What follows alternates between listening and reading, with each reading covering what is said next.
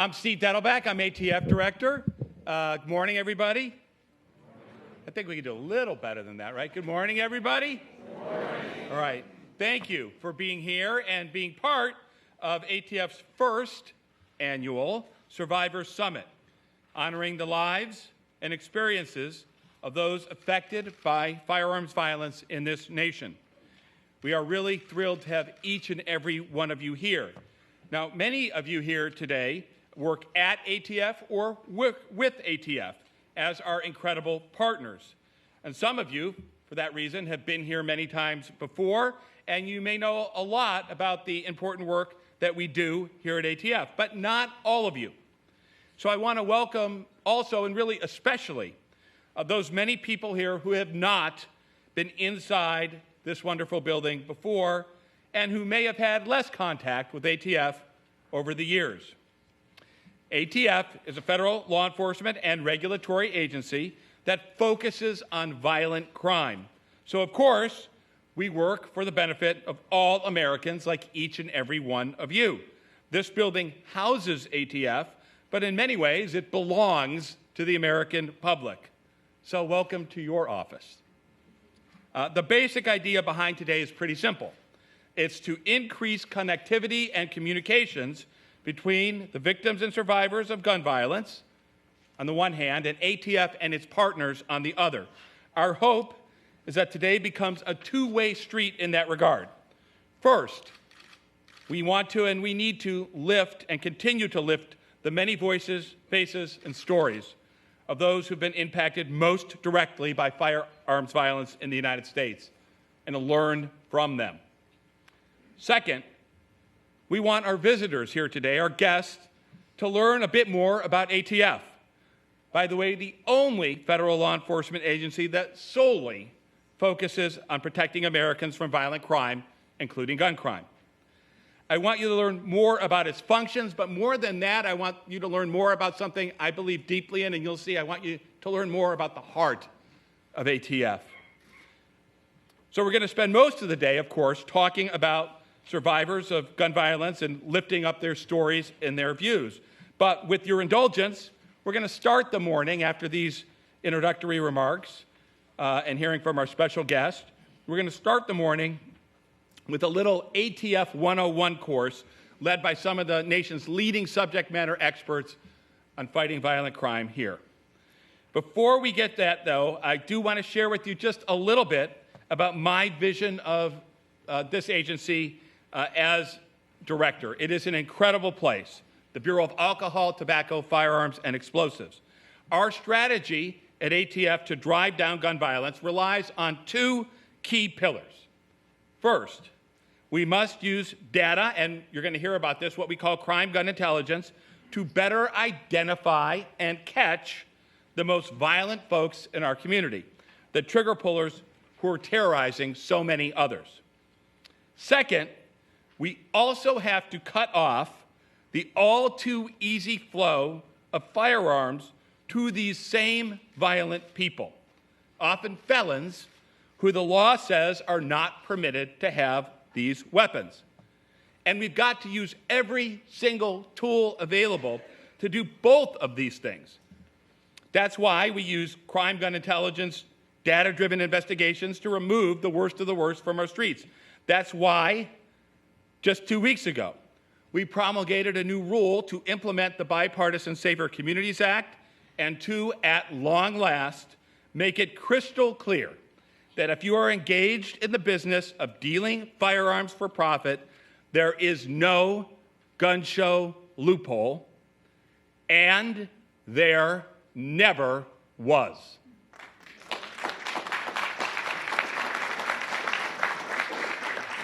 We have a huge critical job at ATF to implement that strategy. That's because, of course, the level and types of firearms violence we are seeing in this country are wholly unacceptable. Last year in 2023, for instance, more than 40,000 lives were lost to gun violence. These are not just numbers. These are parents, children, friends, colleagues, fellow community members, fellow Americans. And it would be easy and maybe understandable for anybody to be daunted or even sometimes feel defeated by what's going on all around us. But that's not what happens to everybody who's in this room. I've traveled the country, meeting with survivors of gun violence, and I have seen a kind of strength and courage that really defies reality. So many of you, who are our guests here, have turned your unspeakable grief into action, into advocacy, into care for others. The courage of these people, your courage, is remarkable. And that courage is also what I see every day at ATF, in the brave special agents and others that I have the privilege to lead as I walk into this building. Many of these folks literally run toward gunfire every day to protect total strangers, to help them, just like you are.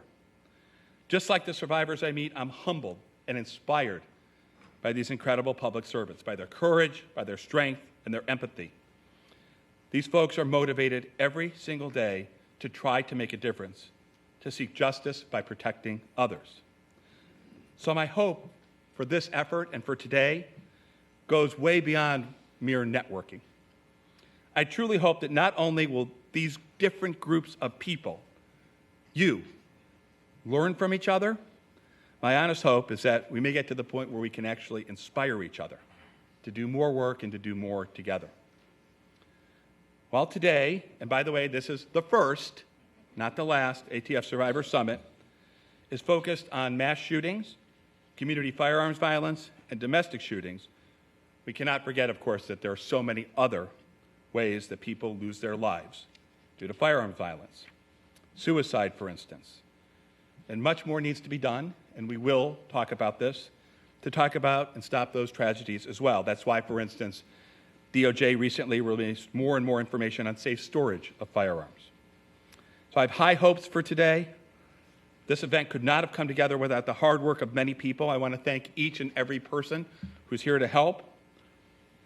I want to call out a few names. You always forget people, so I apologize, but Nick Patterson, who's been the driving force behind this, Zoe Wood, Hadija Bouget, Nikki Filippo, Earl Gardner, Brian Nickey, Dwight Henniger, Christina Master-Pasqua, Doug Brunel, Wyland Chan, Tara Seal, Tammy Williams, Ryan Kay and his whole team, the entire victim witness staff here at ATF, and all of the volunteers who you see around here to help make things run smoothly, and so many others. I also want to take a moment to thank my colleagues at the Department of Justice, Christina Rose, Director of DOJ's Office of Victims of Crime, and the incredible Rosie Hidalgo, who I see also, who's here, the head of the Violence Against Women Office, for your leadership on these issues and your support and your participation in today's summit. We also have with us here today 20 United States attorneys, more than 20, from all around the country. And I want to thank them for taking the time to travel for this, but also for fighting firearms violence and violent crime in their communities and districts all over this country every day. And additionally, we have so many ATF people, including supervisors from all over the country. We have a packed agenda, and as you can see from the program, we have to kick us off, to start us off, an incredible privilege this morning. We have the Deputy Attorney General of the United States, the Honorable Lisa Monaco. Now, Deputy AG Monaco is a true public servant. Since her arrival at the Department of Justice as the nation's 39th Deputy Attorney General, she has been a steadfast ally and leader in her efforts to tackle violent crime. She is one of the nation's fiercest advocates for public safety. She's also one of the fiercest advocates for this agency, its people, and its important mission. And she is one of the nation's fiercest advocates for survivors and victims of crime. And I don't say these things, just because she's my boss and she's sitting there. I have to tell you, I've seen the Deputy Attorney General operate in public, and I've seen her operate in private, in meetings. And when I say that she is a fierce advocate, I mean it in every sense of the word. The passion and the smarts and the dedication is just, everybody knows. The deputy understands the significance of lifting up survivors' voices, your story. and her relentless pursuit of justice is truly an inspiration, and it really gets all of us up and working hard every day. We're honored to have her here today to kick us off. Please join me in welcoming Deputy Attorney General of the United States, the Honorable Lisa Monaco.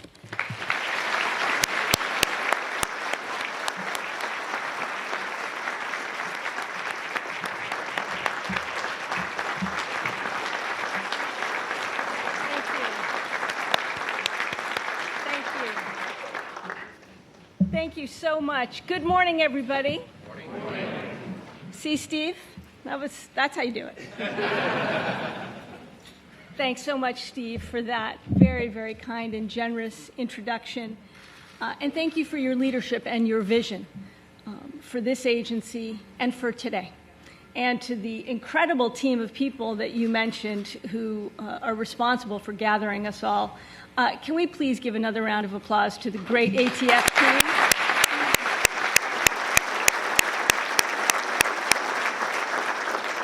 I'm incredibly honored to be joining all of you today to open up ATF's inaugural Gun Violence Survivors Summit, and absolutely the first and by no means the last. Today's discussions and the dedication of the Faces of Gun Violence exhibit this afternoon reflect a deep and abiding commitment by the women and men of the ATF to victims and survivors of gun violence. I'm really grateful to the ATF and to all of you for being here, especially those of you who have had loved ones taken from you by gun violence.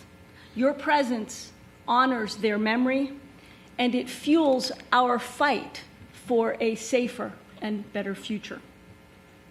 The community gathered today shares a powerful bond. You are survivors, you are advocates, you are members of law enforcement, you call different places home, and you come from different walks of life. But together, you're bound by extraordinary courage. Your lives have been transformed by gun violence, but you're not defined by it. You share a commitment to turn your pain into purposeful action, doing everything you can to prevent another family from enduring the loss you've endured. I just spent some time in the Faces of Gun Violence exhibit. These beautiful photos bear tribute and pay tribute to 118 lives cut too short by gun violence, 118 individuals, 118 smiles and stories.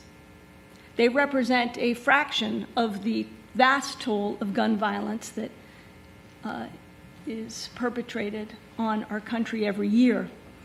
They are 118 souls who aren't with us today, but who live on in those who loved them most and knew them best. We stand together in recognition of that profound loss, alongside all those who've been touched by the tragedy of gun violence. We stand together in common cause to end gun violence and its devastation. And we stand together undaunted with resolve and hope for the future. Now, I know that when it comes to this issue, hope can be hard to hold on to, because every day gun violence continues to devastate families and communities across this country. It's the leading cause of death for American children and teens, and it's responsible for more than 100 deaths of law enforcement officers in the line of duty over the past 2 years. But there are reasons for hope. Just look around this room. Survivors are here today to listen, learn, and tell their stories. Members of law enforcement are also here as fellow survivors to listen, learn, and tell their stories. We must come together. We must pull together, as we're doing today, to stop gun violence. Now, the Department of Justice has no higher priority than keeping our communities safe, and that means going after the most significant drivers of violent crime in this country, namely gun violence. So we are hard at work. Together with federal, state, and local law enforcement and community partners, we are focusing on the key drivers of violent crime, including the repeat shooters. We're earning the trust and legitimacy in the communities that we serve. We're investing in community-based prevention and intervention programs. And we are measuring and driving results with data to achieve tangible and sustainable decreases in violent gun crimes. The good news is that we are making progress. Over the past 2 years, rates of violent crime are on a downward trajectory, but we still have so much more to do. There's no acceptable level of violent crime and gun violence. So today's convening is a critical part of our efforts, because today's convening is focused on survivors, the courage and the commitment that you share. Today's discussions will be critical to our ongoing work like the use of technology to hold violent criminals accountable and to prevent future carnage. Technology like crime gun intelligence that's supercharging our ability to swiftly identify repeat shooters and to take them off the streets. With these tools, we trace guns and bullets from crime scenes, we locate where and how people are buying illegal guns, and link seemingly unrelated crimes to take repeat shooters off the streets before they can strike again. With the ATF, we're working to bring crime gun intelligence to more law enforcement agencies more quickly than ever, from the smallest towns to the biggest cities, because it is saving lives. Later this morning, you'll hear more about crime gun intelligence from Mariana Mitchum, a leader of this work here at the ATF. Crime gun intelligence has also helped us maximize the many benefits of the most significant gun safety legislation passed in the last 30 years, the bipartisan Safer Communities Act. Since the law's passage, we've been using its common sense provisions to keep guns out of the hands of people who shouldn't have them. Under this law, we're running enhanced background checks on firearms purchasers who are under 21 years old. And because of this law, law enforcement has kept more than 700 guns out of the hands of young people prohibited by law from possessing them. We've used this law to crack down on more than 400 straw purchasers and illegal gun traffickers. And just last week, the Justice Department finalized a rule that will require all those in the business of selling guns to obtain a federal license and run background checks, which we know keeps guns out of the hands of violent criminals and saves lives. You'll hear more about the bipartisan Safer Communities Act and what we're doing to implement it later this morning from ATF's John Jacobs. Today, you'll also discuss something that is too often ignored: firearms and domestic violence. According to some research, every month, on average, 70 women are killed with a firearm by an intimate partner. Now, I started my career working on the original Violence Against Women Act, and this year will mark the 30th anniversary of that groundbreaking legislation. And since that time, the Violence Against Women Act has afforded rights and safeguards to survivors, while also ensuring the criminal justice system holds perpetrators to account. But despite that progress, we need to do more. We need to do more to keep guns out of the hands of violent domestic partners. We need to do more to support law enforcement as they work to interrupt and prevent domestic violence. And we need to do more to protect courageous survivors. Now, those are just a few of the topics on the table today. Some moments will be hopeful, others will be heartbreaking. But through it all, our promise is this: we will not stop working to prevent gun violence and to honor its victims and survivors. Because every single gun crime is one too many. Every single shooter who evades justice is one too many, and every single innocent life lost to gun violence is one too many. Once again, thank you to the ATF for hosting today's summit. Thank you to the survivors and members of law enforcement here today for sharing your experiences. And thank you to the experts and public servants here at ATF who work every single day to keep people safe across this country. It's an honor to be with you, to be in your company, and to honor the victims and survivors of gun violence. I'm grateful for all that you do. Thank you for having me.